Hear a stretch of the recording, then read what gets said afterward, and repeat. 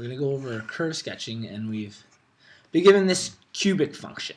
Okay, one of the first steps with curve sketching is finding our intercepts.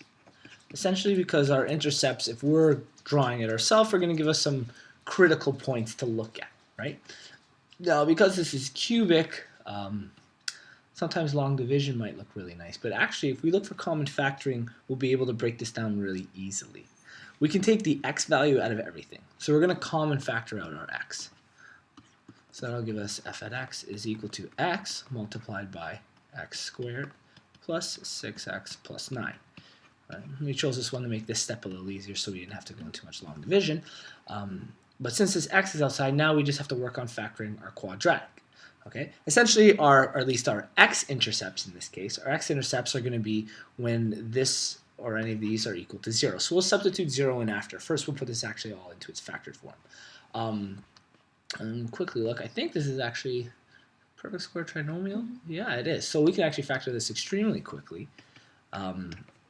We know that find the square root of the first and last term and multiply it by 2, and that'll give us our middle term. So it just so happens that this is set up to be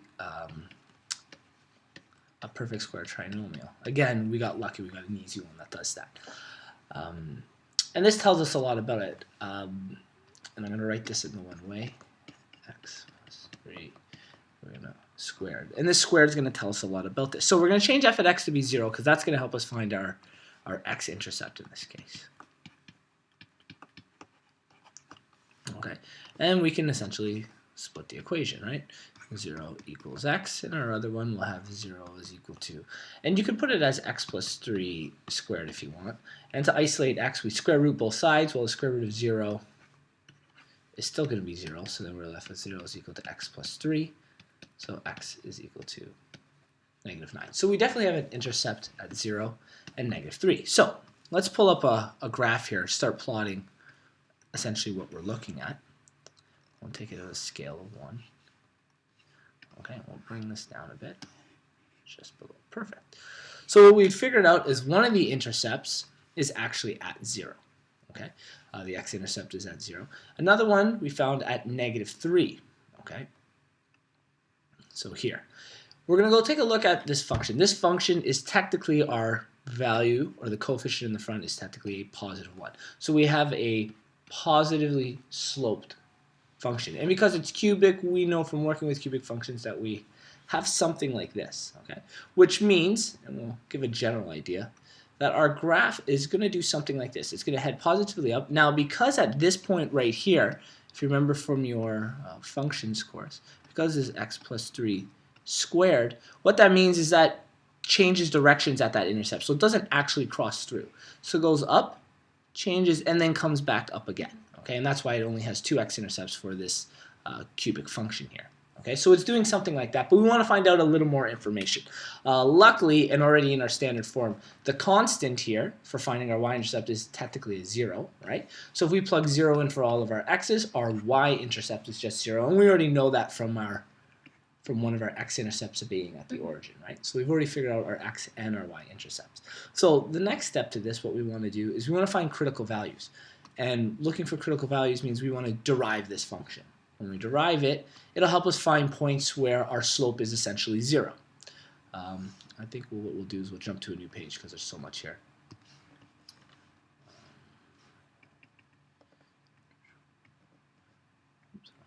Okay, so we jump to that new page, and we're going to take the function from before. We'll bring it over, make it easy for ourselves. Okay, copy it. So let's derive this function. Luckily, again, this is a relatively simple one to derive. We have f at x, or f prime x in this case. We bring the 3 down, so we have 3x squared plus 12x plus 9. Okay? So this here being our derivative, we know that if we set our f prime x equal to 0, that's going to find anytime we're a tangent, okay, it has a horizontal slope, or we're at 0. So we're probably changing directions at these points or crossing through something. So in order to find this, we're going to set this equal to 0, And we'll see if we can factor our way through. I can factor out 3 as a common factor. So if I take 3 out, we have x squared plus 4x plus 3. And it looks like I can probably take 3 and 1. Yeah, that should work. So x plus 1 and x plus 3. Here's our factored form. Since it's all set equal to 0, this 3 here, if we want to get rid of the 3, we would divide both sides by 3. If we do that, it eliminates the 3 on this side, and what's 0 divided by 3? 0. Still 0. So we end up with 0 is equal to x plus 1. So anytime we have a common factor that's not a variable, you can almost negate it, right? Same idea again. We split the equation to find out our critical points. 0 is equal to x plus 1, and 0 is equal to x plus 3. So in this case, we have x at -1 and x at -3. Okay, so this is a critical point for us, -1 and -3. So we should actually find out what the exact values are. So we're going to plug them in to find out the exact coordinates into the original equation. So our f prime x, no, sorry, not prime x, our actual f at x, we'll plug it into those to find out what those coordinates are. So we'll jump back to the original page, and we said they were at -1 and -3, right? So let's paste this guy down here. I'll just kind of do it on the side. Hopefully we got some room for it. Yeah, we do. Let's move. No, not what I want to do. There we go. Let's move that over, and I'll erase those 2 other things. Okay, so when we go to plug this in, f at, and we said one of the values was -1 and the other one was at -3, right? And we already kind of intuitively knew -3 because of our knowledge of x-intercepts when it's squared. We know that this would be a critical value, a point where it's essentially turning. But then again, apparently at -1, it does a turn to come backward upwards, right? So we know at some time when it crosses this somewhere, we're going to figure out what the y value is exactly, where it's going to turn and come back up through our other x-intercept, okay? So using that knowledge, we already know that we don't really need to plug in for -3 because we already know the x-intercept is -3.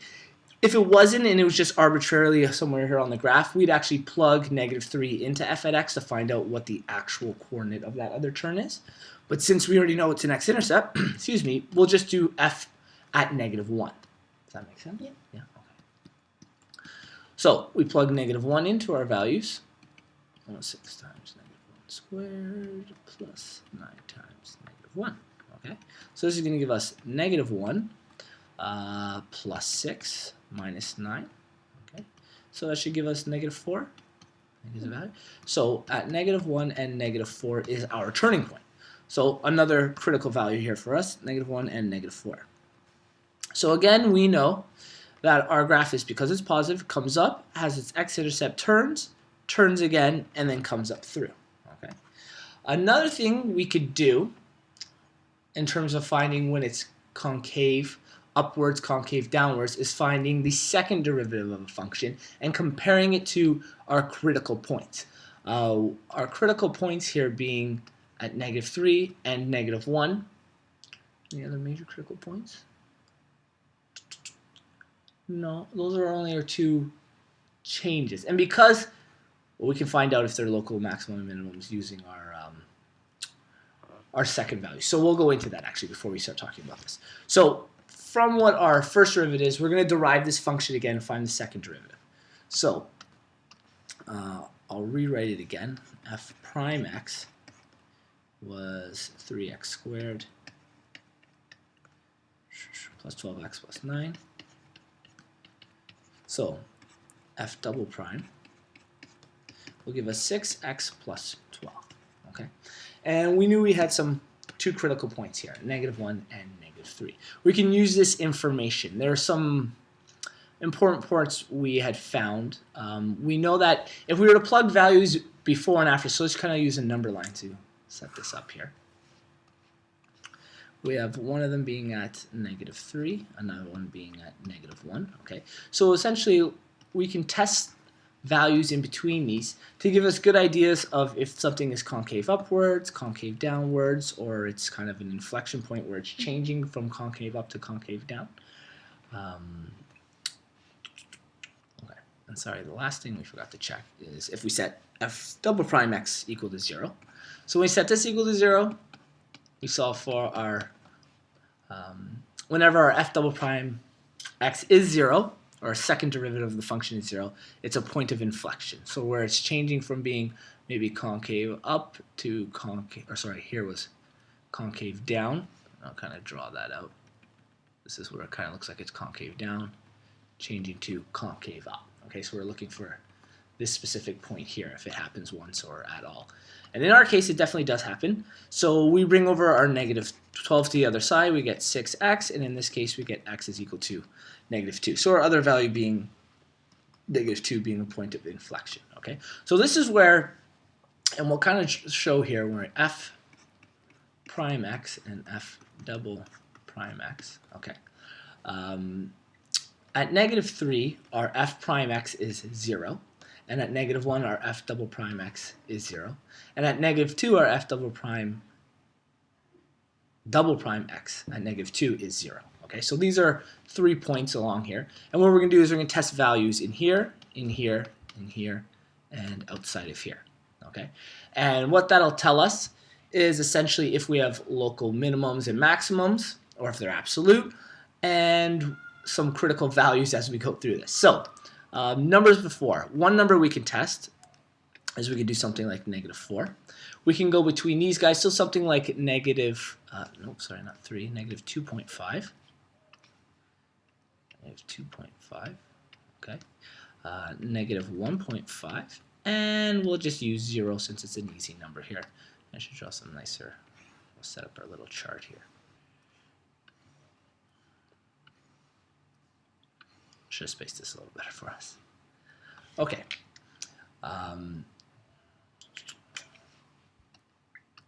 So to start with our f prime x, this is going to help us figure out whereabouts we are in terms of our function. Okay. Okay. So we've set up our critical values and we're going to test them. So we're going to test our negative 4 in our f prime x. And what's really important is if it's positive or negative, because it's going to let us know if something is essentially concave up or concave downwards, right?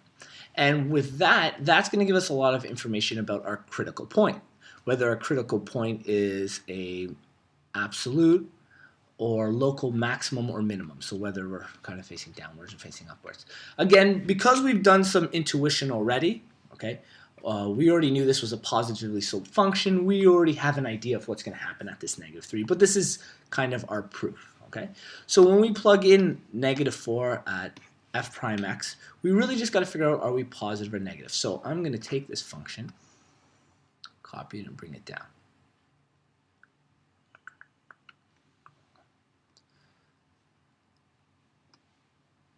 And we can kind of work through this idea of really just focusing on the positives and negatives. So f prime negative 4, okay?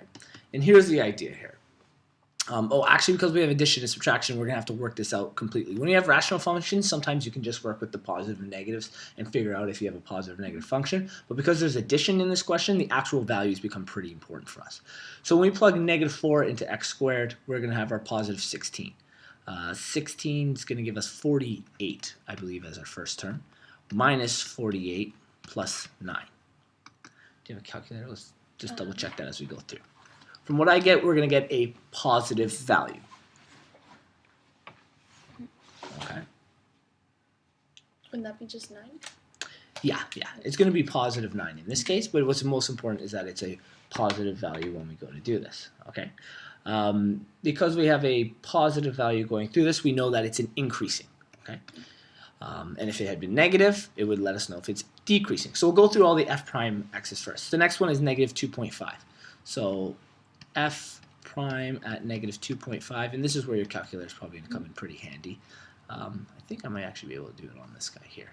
Let's try it out. It should be 3 bracket negative 2.5 squared plus 12 times negative 2.5 plus 9. And we end up with a negative 2.25. Is that what you get? Okay, great. So we get a negative answer here. Okay. So because we have a negative answer here, we know we're decreasing at this point. Okay. At f prime negative 1.5, we test again. I wonder if I can just jump in and change these. Oh, almost. Yeah. So let's just change this to 1.5 and 1.5. Hey, that's a good function. And we get negative 2.25 again. Perfect. Okay, so another negative value. So again, because this is a negative, it's decreasing. And finally, the last value at 0, we can kind of intuitively look at. We know we're going to get positive 9 again. So a positive value, therefore, we're increasing. Okay. Now, in our second derivative, this will tell us if something is concave downwards or upwards. So we plug negative 4 into our second derivative, which was x plus 12. So prime x gave us 6x plus 12. So we essentially run the exact same numbers through this. So negative 4 being our first one. So f double prime of negative 4. That's going to give us negative 24, which essentially gives us a negative value. Okay, so because we have a negative value, that means we are concave downwards. And that's what I'm going to do, just an upside down parabola for concave down. Does that make sense? Yeah. Okay. For negative 2.25, double prime negative 2.25, that would give us a number that would be larger than 12 and negative. So therefore a negative value again. Yeah. Good. Okay, so we got a negative value again. So again, we're concave downwards. Okay, negative 1.5. Okay, and we know that 1.5 times 6 won't be as large as 12. So we're going to be positive, and f double prime at 0 is going to be positive again. So both of these next two being positive, so that means we're concave upwards in both of these instances. Okay. The last major thing we can look at, and actually this pretty much tells us that, is because this is a critical value and we're concave down both ways, essentially if it's a critical value and we're concave down both ways, essentially we're looking at a local maximum, right? And at this point here, because we're concave up both ways, before and after, that means we're coming down and coming back up at that point. So we know again that it's another local minimum in that case. So maybe we'll plot these points and kind of get an idea. We have a point of inflection at negative 2. So that's actually changing from being concave up to concave, concave down to concave up. I know it looks like a bunch of smiley faces. We might need to use both pages at the same time so we have all of our information out here.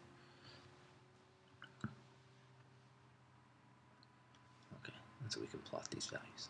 Okay, so first of all, we knew we were increasing, and that's a piece of knowledge we already had. You know what? I think I can only do this on one page. It's gonna stall, I think. There we go. Okay. Our other major point was at negative 1, which we have. And at negative 2, we had a point of inflection. The other thing is we might want to actually figure out what that exact point of inflection is. So again, we'll go into the original f at x. So f at negative 2 is equal to negative 2, 3 plus 6, negative 2 squared, plus 9, negative 2. I'll get you to help me out there. This would be negative 8, 4 plus 24 minus 18, I think. What is that actual value there? Is that negative 2? Yes. Negative 2. Excellent. Okay, so at negative 2 and negative 2, that's our point of inflection. So POI, we'll call it. And then negative 2 and negative 2, we have a point of inflection. So from what we found, remember we tested negative 4. We found the second derivative, so f prime x, to be positive. So we knew we were increasing to this point. We also found our f double prime x to be positive. So, sorry, did we find it to be positive? No, to be negative. And therefore, it was concave downwards at that point. I have to think off the top of my head. So we're concave downwards at that point. We come back down, and up to this point, we're concave down, right? It's at this point that we then change, and I guess I'll change the color. We change to start being concave up. So we'll use red as concave up. This 0 is another critical value. So here is our local max. Okay. And here we have a local minimum. Okay. We are concave up, and we head, ooh, that didn't work out so nice. We head up to our x-intercept and then increasingly upwards and technically downwards. So there's no absolute maximum and minimum because of this cubic function, okay? And because it's an odd number function, you usually won't get that. We've able to find a local max and a min. We found our point of inflection. We found our other critical value, and we found our x-intercepts. All of this essentially helps us sketch a proper curve. And I guess what's most important is figuring out these critical values and testing for numbers in between, whether something's increasing, decreasing, and increasing, and concave up, down, with all of our critical values.